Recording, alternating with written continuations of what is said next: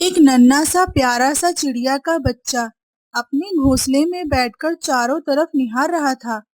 वह बार बार अपनी चोंच खोलकर कुछ कहना चाहता था। चू चू चू। उसके घोंसले के पास एक बुलबुल का घोंसला था। बुलबुल अपने बच्चों को कुछ खिला रही थी। बुलबुल और उसका बच्चा बहुत खुश नजर आ रहे थे। बुलबुल के बच्चे का ध्यान चिड़िया के बच्चे पर गया। माँ, वहाँ देखो, उस घोंसले में अकेला चिड़िया का बच्चा कुछ कह रहा है। उसकी माँ उसके पास क्यों नहीं आती है? वो अकेला क्यों है? वे किसे बुला रहा है? बुलबुल अपने बच्चे के कई सवाल सुनने के बाद उस चिड़िया के बच्चे की तरफ देखने लगी। वह बच्चा अभी भी कुछ कहना चाह रहा था। मेरे प्यारे बच्चे, उस बच्चे की माँ नहीं है। सभी बच्चों की माँ होती है, फिर उसकी माँ क्यों नहीं है? बेटा, उसकी माँ भगवान के पास चली गई है। वो भगवान के पास से कब लौट कर आएगी? बेटा, भगवान के पास जाने के बाद लौटकर कभी नहीं आते। ऐसा नहीं होना चाहिए। देखो देखो, उसे कितनी भूख लगी है। जैसे तुम मुझे खिलाती हो, उसकी माँ भी होती तो उसे भी खिलाती। अगर भगवान मुझसे मिले तो मैं उनसे पूछूंगा कि चिड़िया के बच्चे की माँ को वापस नहीं भेज रहे। माँ, उसे कुछ खिला दो। बुलबुल को अपने बच्चे की बात सुनकर और चिड़िया के उस बच्चे की हालत देखकर बड़ी दया आई। उसने कुछ खाने की वस्तुएं चोंच में दबाई और उड़कर चिड़िया के बच्चे के घोंसले में पहुंच गई। उसने बच्चे की चोंच में खाना दे दिया। बच्चे ने बड़े प्यार से खाया और फिर अपनी चोंच खोल दी। बुलबुल ने फिर से खिला दिया। चिड़िया के बच्चे के चेहरे पर खुशी झलकने लगी। तुम्हें बहुत भूख लगी थी, कुछ खाना पेट में गया, अच्छा लगा होगा तुम्हें। फिर से खिलाऊंगी, रुक जाओ, मैं आती हूँ। बुलबुल उड़कर गई और उसने अपनी चोंच में फिर से कुछ खाने का सामान लाकर चिड़िया के बच्चे के घोंसले में रख दिया। बच्चे, मैंने खाने का सामान रख दिया है, भूख लगी तो खा लेना। मुझे अपनी चाची समझकर कोई भी परेशानी हो तो मुझे बता देना। तुम यहाँ अकेले रहते हो? घोंसले में अकेला हूँ, लेकिन पेड़ पर अकेला नहीं हूँ। आप सबका साथ है, तो चिंता की क्या बात है? तुम तो बहुत समझदार हो और बहुत प्यारे भी हो, हिम्मत वाले भी हो। एक बात का हमेशा ध्यान रखना, छोटे हो इसीलिए यहाँ से कभी नीचे मत उतरना। भूख लगी तो कह देना। तुम्हारा नाम क्या है? माँ मुझे बंटी कहकर बुलाती थी, मुझे बहुत प्यार करती थी। मेरी एक छोटी बहन भी थी, उसका नाम पिंकी था। उसकी जान एक बीमारी में चली गई और माँ को एक शिकारी ने मार दिया। मैं अकेला रह गया। फिर फिर क्या हुआ? तुम्हें बड़ी तकलीफ हुई होगी। माँ ही मेरा सहारा थी और उसके जाने के बाद मैं बिखर गया। छोटा होने के कारण इधर उधर जा भी नहीं सकता था।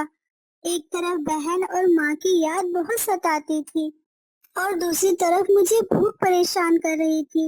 आसपास खाने के लिए कुछ भी नहीं था। मुझे कमजोरी से चक्कर आ रहा था।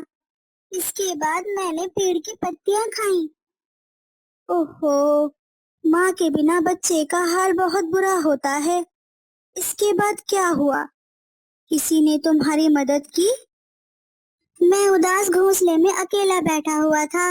एक तोता काका फरिश्ता बनकर मेरी जिंदगी में आए और उन्होंने मेरा हाल पूछा और अमरूद भी खिलाया। उस दिन से वे मेरे खाने का पूरा ख्याल रखते थे। बरसात आने पर उन्होंने मेरे घोंसले को ठीक भी किया। इसके बाद मेरी बदकिस्मती से उन्हें भी एक शिकारी ने पिंजरे में कैद कर लिया और फिर मैं अकेला हो गया। आपने मेरी मदद की और खाना खिलाया, बहुत अच्छा लगा।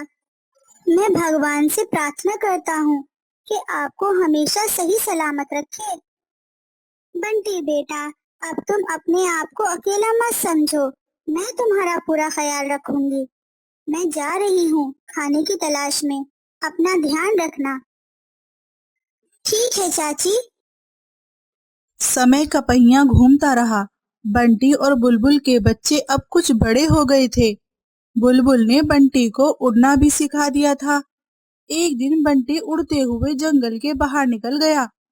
एक घर के बाहर एक लटके हुए पिंजरे में वही तोता दिखाई दिया जिसने बंटी को सहारा दिया था। अरे काका, मैं बंटी हूँ। आप इस पिंजरे में अब तक कैद हैं। मैं आपको छुड़वाऊंगा। अरे बेटा, तुम तो बड़े हो गए हो। पहले तो मैंने तुम्हें पहचाना ही नहीं बेटा। तुम ठीक तो हो? मैं ठीक हूँ काका, लेकिन आप ठीक नहीं हो। मैं आपको यहाँ से छुड़ा कर ले जाना चाहता हूँ। चले जाओ यहाँ से, वरना तुम्हें भी कैद कर लेंगे। जिस शिकारी ने मुझे कैद किया था, उसी ने मुझे यहाँ बेच दिया। इस मालिक ने मुझे कभी भी पिंजरे से बाहर कदम नहीं रखने दिया है। बंटी पिंजरे के पास पहुंच गया और अपनी चोंच से पिंजरे का दरवाजा खोलने लगा, लेकिन बड़ी कोशिशों के बावजूद भी दरवाजा नहीं खुला। काका, मैं अभी जा रहा हूँ। मैं वापस फिर आऊंगा। बंटी ने बुलबुल के दोनों बच्चों से संपर्क किया और सारा किस्सा बता दिया। बंटी भैया, हम तुम्हारे साथ चलेंगे और तोता काका को छुड़वा कर लाएंगे। तुमने तो मेरा साहस चौगुना कर दिया। चलो, तोता काका को बचा कर लाएंगे। कई तोतों ने भी तोते के पिंजरे में होने की बात सुन ली थी। वह सभी उड़कर बंटी के साथ जंगल के बाहर निकल गए। बंटी बुलबुल के दोनों बच्चों को लेकर तोता काका के पिंजरे के पास पहुंच गया। पिंजरा नीचे जमीन पर रखा हुआ था। काका, हम आ गए हैं। इस बार हम कई जने हैं। आपको लिए बगैर नहीं जाएंगे। उन तीनों ने मिलकर पिंजरे का दरवाजा खोल दिया और तोता काका बाहर आ गए। वे चारों खुश हो गए, लेकिन अचानक उनकी खुशी समाप्त हो गई। एक बड़ा सा कपड़ा एक बच्चे ने उनके ऊपर डाल दिया। वे चारों कपड़े के अंदर फंस गए। अरे बच्चों, ये तो बहुत बुरा हुआ।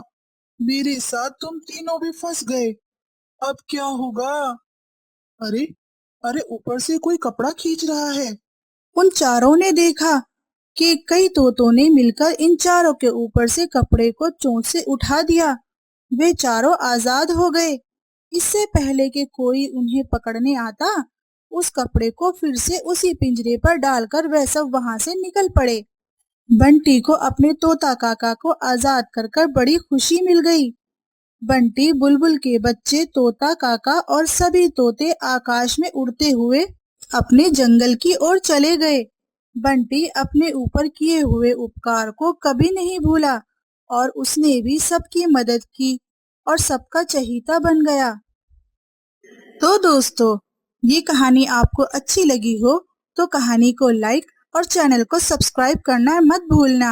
आपका बहुत बहुत शुक्रिया।